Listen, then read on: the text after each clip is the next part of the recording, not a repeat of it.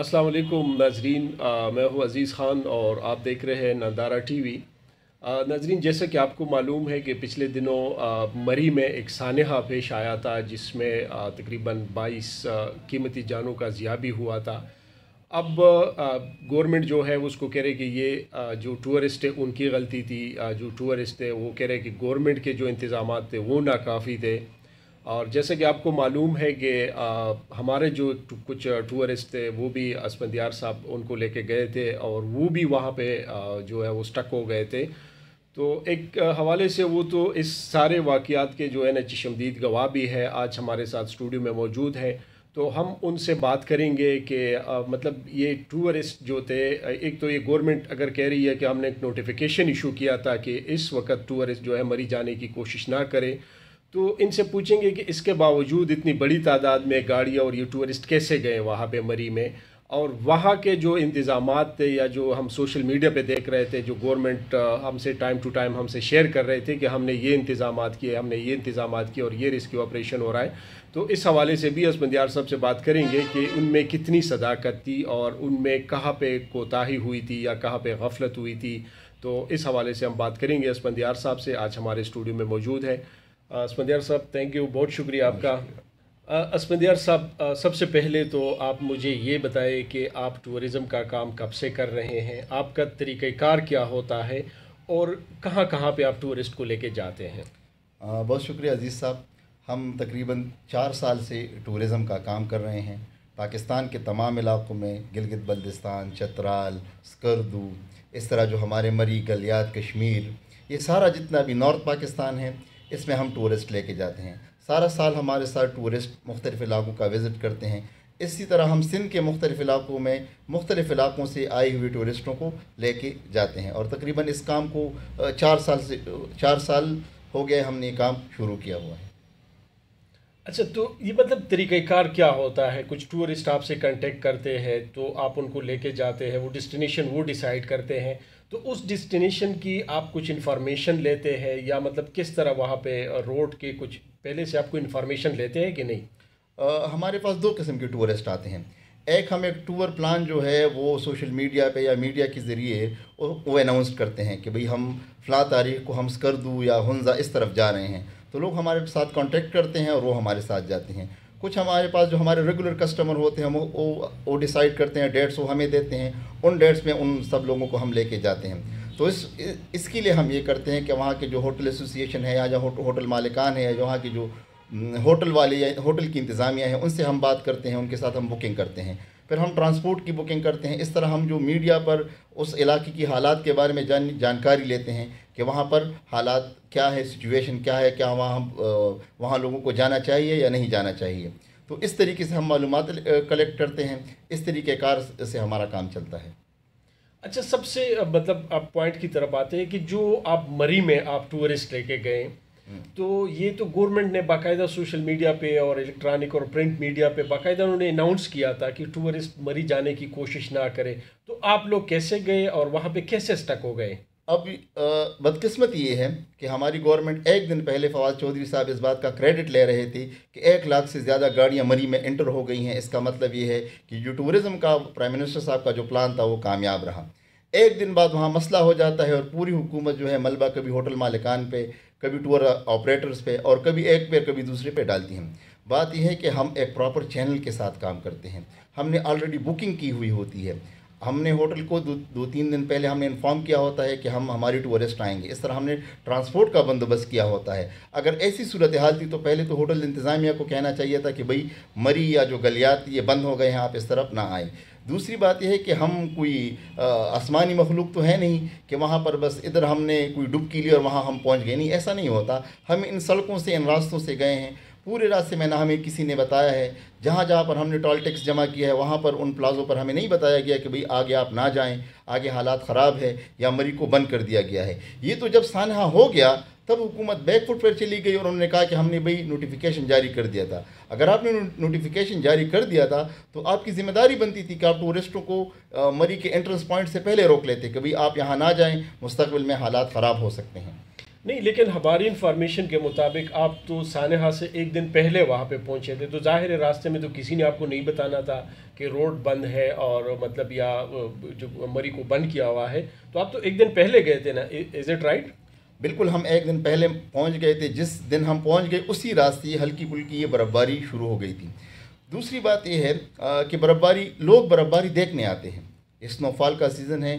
ये दो तरह के हमारे पास टूरिस्ट आते हैं जो हमारे मरी गलियात या कश्मीर देखने जाते हैं। एक तो जब गर्मी बहुत ज़्यादा बढ़ जाए तो लोग गर्मी की शिद्दत को कम करने के लिए शुमारी इलाका जात का रुख करते हैं। दूसरी दफ़ा उन दिनों में जाते हैं स्पेशली जो गलियात हैं या फिर हमारे पास जो मालम जब्बा है स्नोफॉल के लिए जाते हैं। तो ये बात तो क्लियर थी कि लोग स्नोफॉल देखने के लिए आ रहे हैं।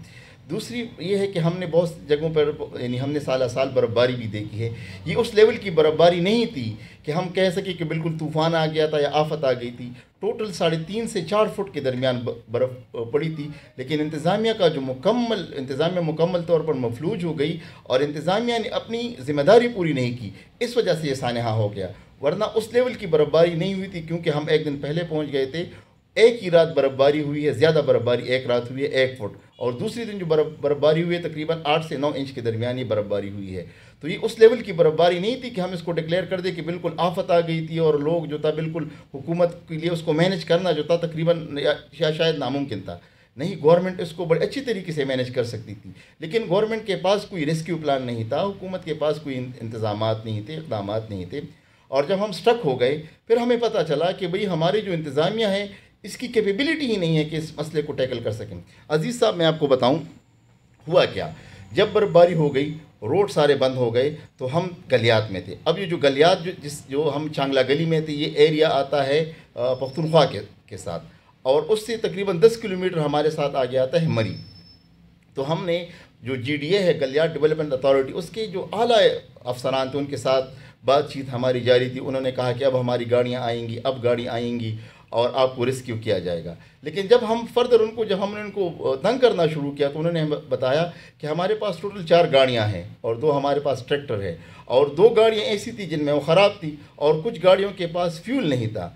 आप इस बात से अंदाज़ा लगा लें कि जहाँ पर हम स्टक हुए थे तो जो गाड़ी बर्फ़ साफ़ करने की थी उसको फ्यूल उस होटल वाले ने प्रोवाइड किया। तो ये हमारी हालत थी। ये टोटल कैपिटल से हम 50 किलोमीटर के फासले पर थे और 30 किलोमीटर एरिया के सड़क को साफ़ करना था। लेकिन 30 किलोमीटर एरिया को साफ़ करने के लिए बकौल GDA हमारे पास टोटल 4 गाड़ियाँ थी। तो 4 गाड़ियाँ कैसे ऑपरेट करती जब आपके पास फ्यूल ही ना हो, आपकी गाड़ियाँ ख़राब हो, आपके पास मैन पावर ना हो, आपके पास स्किल लोग ना हो। तो सारी जो गलती थी वो इंतज़ामिया से यहाँ पर हुई है। तो इसका मतलब है इसफंदियार साहब, जो प्राइम मिनिस्टर और हमारी जो गवर्नमेंट के लिए कि हम टूरिज़्म को प्रमोट कर रहे हैं बकौल आपके, क्योंकि आप ऑन द स्पॉट थे, आपको ज़्यादा आइडिया है कि वहाँ पे क्या हो रहा था। तो अगर आप कह रहे हैं कि उनके पास गाड़ियाँ नहीं थी, उनके पास अमला नहीं था या उनके पास फ्यूल नहीं था, तो ये कैसे होगा, प्रमोट कैसे होगा टूरिज़्म? यही तो हमारा अलमिया है। अब मसला ये है कि हम अब सोसाइटी में रह रहे हैं, तो हमारी जो गवर्नमेंट है इसका फोकस ये है कि मीडिया पर सब चीज़ें अच्छा दिखाओ वाला काम है। यानी अगर मरी में टूरिज़्म प्रमोट हो रहा है तो इसका क्रेडिट गवर्नमेंट को जाएगा, लेकिन अगर कोई सान्या हो जाए तो इसकी ज़िम्मेदारी होटल मालिकान होंगे, टूर ऑपरेटर होगा या सियाह होंगे। वो ज़िम्मेदारी जो हुकूमत का बुनियादी काम है कि भाई ज़िम्मेदारी जो होती है हमेशा गवर्नमेंट लेती है।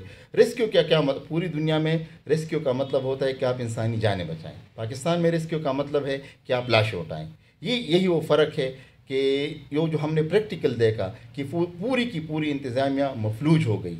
यानी इस हद तक फिर उन्होंने एक और इल्ज़ाम लगाया कि भाई वहाँ के मकामी लोग या होटल मालिकान। अब इस बात को क्लियर करना बड़ा ज़रूरी है कि होटल मालिकान ज़्यादातर मकामी लोग नहीं हैं, बाहर से लोग आए हैं। लेकिन क्या हर साल हर दफ़ा ये मसाइल हमारे साथ होते हैं? हर साल हमारे साथ ये मसाइल होते हैं कि मरी में होटल मालिकान ज़्यादतियाँ कर रहे हैं। तो गवर्नमेंट के पास उसके लिए अल्टरनेट प्लान क्या है? गवर्नमेंट ने क्या प्लानिंग की थी, क्या मनसूबाबंदी की थी? अब हम चूंकि प्रोफेशनल टूर ऑपरेटर्स हैं, हम तो ऑलरेडी होटल के साथ इन टच रहते हैं, उनके साथ रेट और ये सारी चीज़ें तय करते हैं, तो हमारे लिए मसाइल उस लेवल के नहीं आते। लेकिन जो लोग थे जो ख़ुद गए थे अपनी फैमिलीज़ को साथ लेके, अपनी कार्स में लेके, थोड़ा बहुत अपने साथ पैसे लेके गए थे, उन लोगों के लिए फिर डेफिनेटली प्रॉब्लम बहुत ज़्यादा बढ़ गई, क्योंकि होटल को वो पे नहीं कर पा रहे थे। गाड़ियों में जब उन्होंने रात गुजारी तो उनके साथ ये मसला हो गया कि कार्बन मोनोऑक्साइड की वजह से उनकी डेथ हो गई। अब मैं टूर ऑपरेटर हूँ, यानी गवर्नमेंट के साथ, गवर्नमेंट इदारों के साथ हमारा सालों से हमारा एक ताल्लुक़ है, लेकिन कभी इन्होंने हमें ये नहीं बताया, मीडिया पे कैंपेन नहीं चली, सोशल मीडिया पर कैंपेन नहीं चली कि भाई अगर आप बर्फ़ में फंस जाओ तो आपने गाड़ी स्टार्ट नहीं करनी, क्योंकि कार्बन मोनोऑक्साइड जो है ये गाड़ी के अंदर आके आपके लिए नुकसानदेह हो सकती है। अब जब सानिया हो गया तब हमें पता चला, तब लोगों को पता चला। तो ज़ाहिर बात है कि लोगों को अवेयर करना ये भी गवर्नमेंट का काम है। होटल जो इंतज़ामिया था उसके ख़िलाफ़ क्रैक डाउन करना, उनको ट्रैक पे लाना या उनको एक सही सिमत पे लाना, ये भी गवर्नमेंट की रिस्पॉन्सिबिलिटी थी। और कम से कम इतना तो होना चाहिए था कि गवर्नमेंट के पास इक्विपमेंट होता कि सड़क साफ़ कर सकें। अच्छा, सड़क साफ़ करने का भी एक बड़ा ज़बरदस्त इनका फार्मूला है। ये जो मेन रोड है जो मरी से जाती है गलियात की तरफ, ये इस पे गाड़ी को दौड़ाते हैं, वो बर्फ़ फेंकती है इधर उधर, तो वो बर्फ़ कहाँ पड़ती है, वो गाड़ियों के ऊपर आ जाती है। तो ये मीडिया पे दिखाते हैं कि हमने रोड साफ़ कर दिया। अब अलमिया ये है कि आपने रोड तो साफ़ कर दिया, लेकिन पहले से गाड़ियों के ऊपर बर्फ़ पड़ी है, कुछ आपने सड़क से जो बर्फ़ है वो भी उनके ऊपर डाल दी है, तो लोग फिर भी निकल नहीं पाते। फिर उसका अल्टरनेट क्या होता है, लोग फिर मकामी लोगों से हेल्प लेते हैं, उनसे वो पैसे ज़्यादा लेते हैं। गवर्नमेंट ये काम नहीं करती कि आपकी फंसी हुई गाड़ियों को निकाले, ये बुनियादी तौर पर रिस्पॉन्सिबिलिटी उनकी है। नहीं तो क्या करें, मतलब रोड से अगर वो बर्फ़ हटाते हैं तो जाहिर है वो गाड़ी, उनकी जो बर्फ़ हटाने वाली गाड़ी है वो बर्फ़ हटाएगी, तो कहीं पे इन्होंने तो साइड पे रखना होता है ना। ये तो पॉसिबल नहीं है कि उसके पीछे एक ट्रक आ रहा है और उसमें सारा बर्फ़ उठा के उसमें डाल रहा है और साइड पे कहीं भी दूर फेंक रहा हो, तो क्या मतलब उनको करना क्या चाहिए फिर? इसमें दो ऑप्शन है। एक तो इनके पास एक सकिंग मशीन होती है जो बर्फ़ सक कर की दूर फेंकती है, और शांगला गली में वो मशीन खड़ी थी लेकिन वो मशीन ख़राब थी, चले वो मशीन ख़राब हो गई। दूसरा हमारे पास ऑप्शन ये होता है कि प्लान ए के मुताबिक आपने मेन रोड साफ़ कर लिया, लेकिन प्लान बी ये होना चाहिए था कि कोई ऐसी गाड़ी होनी चाहिए थी जो गाड़ियाँ बर्फ़ में धंसी हुई थी उनको निकालती, उन गाड़ियों को निकालती, इधर रोड साफ़ होता तो लोग निकल पाते। अब जो आपने ऑपरेशन शुरू कर दिया, रोड तो आपने साफ़ कर दिया लेकिन गाड़ियाँ फंसी हुई हैं, बगैर गाड़ी के लोग कैसे आएंगे? तो ये बहुत आसानी से हो सकता था, जो कि फिर मकामी लोगों ने आपको करा के दिया। मकामी लोगों ने फिर वहाँ की जीप या वहाँ के मज़दूर, उन्होंने आपको गाड़ियाँ निकाल के दी। फिर लोगों के लिए मसला था कि अच्छा, दो इसमें मसले हैं। एक तो सियाह भी बहुत ज़्यादती करते हैं कि उनके दिल में ये बात है कि इतनी ज़्यादा बर्फ़ बग़ैर मज़दूरी के लोग हमारे लिए हटाएंगे, ये मुमकिन नहीं है, क्योंकि वे गरीब आम लोग हैं। तो फिर लोग गिला करते हैं, सियाह गिला करते हैं कि भाई जब गाड़ी बर्फ़ से निकाल रहे थे लोग तो उन्होंने हमसे पैसे लिए, डेफिनेटली वो आपसे मजदूरी लेंगे। लेकिन गवर्नमेंट के पास ये प्लान होना चाहिए था कि आपने रोड साफ़ कर दिया, अब जीप के ज़रिए, ट्रैक्टर के ज़रिए या बड़ी हैवी गाड़ी के ज़रिए आप इन गाड़ियों को निकालें। अगर वो इन गाड़ियों को निकालते तो लोग बआसानी से जो फ़ेज़ 2 और फ़ेज़ 3 में लोग वहाँ से निकल आते। फिर उन्होंने मेन रोड साफ़ कर दिया, लेकिन उसके बावजूद भी गाड़ियाँ फंसी रहीं। अच्छा असफंदियार, ये बताएं मुझे, आप तो एक दिन पहले पहुंच गए थे वहाँ पे, उस टाइम तो रोड सारे क्लियर थे, आप होटल तक पहुंच गए, आपने चेक इन कर लिया, लेकिन जिस तरह गवर्नमेंट कह रही है कि जी आप मरी में एंटर ना हो, और मतलब सियाह को बार बार जो टूरिस्ट थे उनको ये बता रहे थे, तो क्या जो हमारे जो वहाँ पे जो एंट्री पॉइंट है वहाँ पे कितने पुलिस होंगे, 4 होंगे या 5, ज़्यादा से ज़्यादा 10 होंगे, तो इतनी बड़ी तादाद में वो गाड़ी वो संभाल सकते हैं टूरिस्ट को? और दूसरी बात यह है कि टूरिस्ट उनके साथ कोऑपरेट कर रहे हैं जो उनको बता रहे हैं, तो हमारे मतलब कहने का मतलब ये है कि हमारे टूरिस्ट जो है उनकी भी कुछ जिम्मेदारी बनती है कि अगर गवर्नमेंट आपको कह रही है कि भाई इससे आगे आप ना जाए, तो क्या आप समझते हैं कि वो टूरिस्ट, वो 10, 15 या 20 जो पुलिस एहलकार थे या जो भी थे वहाँ पे इंतज़ामिया के, तो वो उसको हैंडल कर सकते हैं? टूरिस्ट उसके साथ कोऑपरेट कर रहे थे? दो बातें इसमें मैं कहूँगा कि जब जो लोग घूमने फिरने के लिए जाते हैं, मरी जाते हैं, शुमारी इलाका जाते हैं, कहीं और जाते हैं, तो आप प्रॉपर प्लानिंग के साथ जाएं। आप पहले होटल में बुकिंग करा के जाएं। आपको ये पता होना चाहिए अगर मेरी गाड़ी ख़राब होगी तो मेरे पास अल्टरनेट प्लान क्या होगा, मैं कैसे निकलूँगा। ये सारी चीज़ें मेरे ख्याल है इस हद तक गवर्नमेंट के ऊपर डालना ये बड़ी ज़्यादती है। यानी जो लोग टूर ऑपरेटर्स के साथ गए थे या जहाँ पर टूर ऑपरेटिंग कंपनीज थी वहाँ पर मसाइल नहीं हुए।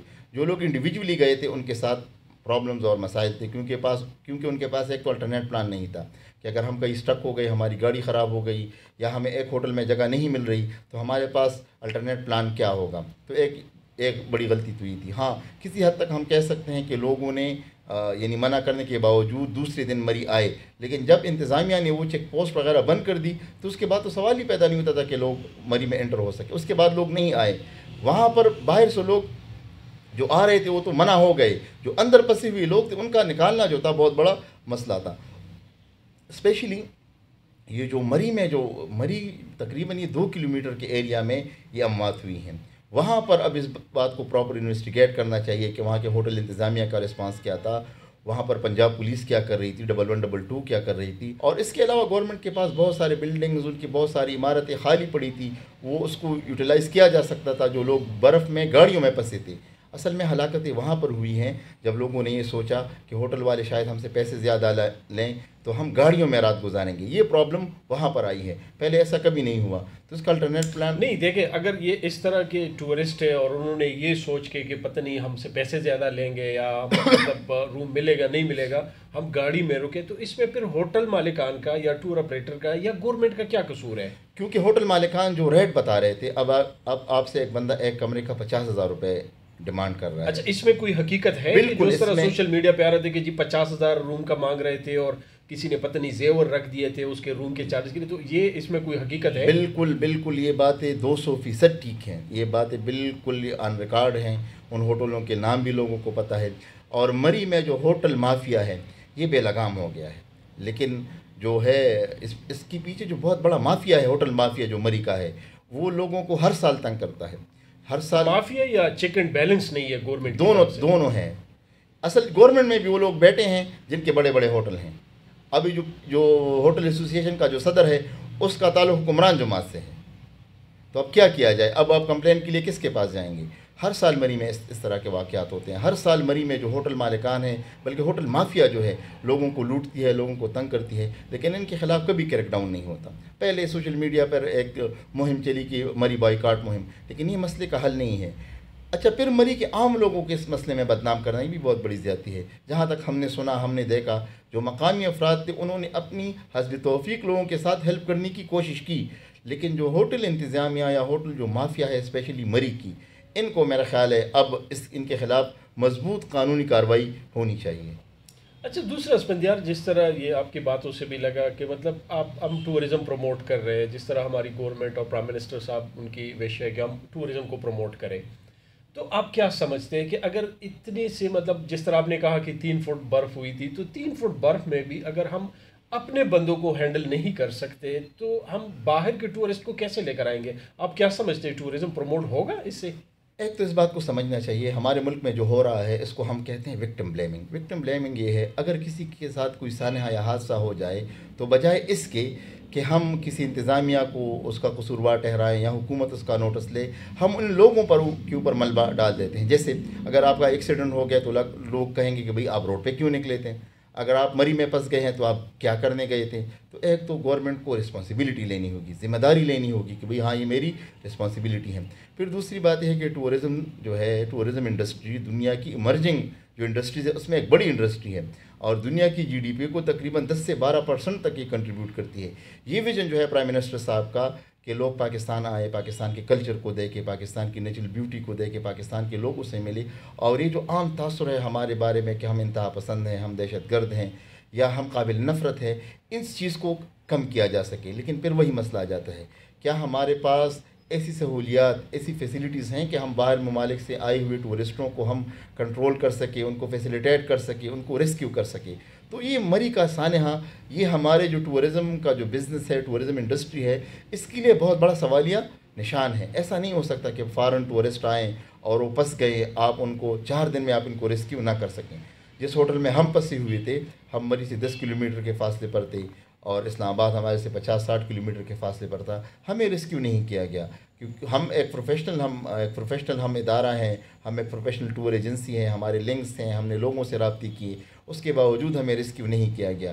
तो ऐसी हालत में ये तवक्को रखना कि बाहर मुल्क से टूरिस्ट आएंगे, बाहर ममालिक से सियाह हमारे पास आएंगे, तकरीबन मुझे नहीं लगता कि वज़ीर-ए-आज़म साहब की बातें तो ठीक है, लेकिन प्रैक्टिकली वो चीज़ें हमें नज़र नहीं आ रही। अच्छा, जिस तरह आपने कहा कि हमें किसी ने रेस्क्यू नहीं किया, तो कैसे निकले वहाँ से, कैसे निकले? तो 4 दिन हो गए, उसके बाद तो डेफिनेटली निकलना ही निकलना था। मिन्नत तर ले करके, किसी को फ़ोन शोन करके, आप जैसे दोस्तों के ज़रिए, मीडिया के ज़रिए हम मिन्नतें तरले करते करते कि खुदा के लिए हमारा जो है मेन रोड से हमारा 300 मीटर हमारे पास जगह है और वो वहाँ से बर्फ़ हटानी है। फिर उसको जो होटल मालिक था उसने हमें एक फेवर ये दी कि जो गाड़ी थी उसको फ्यूल उसने दिया, तो उसने फिर बर्फ मतलब जो गवर्नमेंट की जो गाड़ी थी बर्फ हटाने वाली, जी जी, उसको फ्यूल होटल वाले ने दिया। होटल मालिकान ने, बड़ी अफसोस की बात है, होटल मालिकान ने उसको फ्यूल दिया। मतलब ये आपके सामने हुआ हाँ, है, ये कोई सुनी सुनाई बात नहीं नहीं नहीं, है। हम इसके चशमदीद गवाह हैं, ये सारी चीज़ें हमारे सामने हुई हैं। तो फिर वहाँ से हम निकले और किस बुरी तरीके से निकले, तो वो मैं आपको क्या बताऊं कि भाई एक दिन तो हमारा इसमें लगा कि भाई ये 300 मीटर की बर्फ़ है, 2-2 फुट की बर्फ़ है, खुदा के लिए इसको हटाएं ताकि हम यहाँ से 4 दिन हमें एक ही कमरे में एक ही बिल्डिंग में फंसे हुए हैं। तो और जहाँ पर हम ठहरे हुए थे, हमारे जो टूरिस्ट थे वो भी यानी उनकी एक अच्छी बैकग्राउंड से उनका ताल्लुक़ था, वो भी अपनी कोशिश कर रहे थे, होटल मालिकान भी कोशिश कर रहे थे। तो अगर 1-2 दिन हम और रहते तो ख़ुद बहुत बर्फ़ पिघल जाते और निकल आते, तो उसमें हम इंतज़ामिया को क्या क्रेडिट इस बात का दें। चलो शुक्र अल्हम्दुलिल्लाह कि आप ज़िंदा निकल आए, वहाँ से कोई नुकसान नहीं हुआ, आपके जो टूरिस्ट थे वो भी सही सलामत निकल आए हैं, तो ये भी अल्लाह ताला का बहुत बड़ा शुक्र है। तो चलो बहुत शुक्रिया आपका असफंदियार साहब, आपने हालात सारे जो थे वो बयान कर दिए। थैंक यू, बहुत शुक्रिया आपका। बहुत शुक्रिया नंदारा टीम का और आप सबका बहुत शुक्रिया, थैंक यू।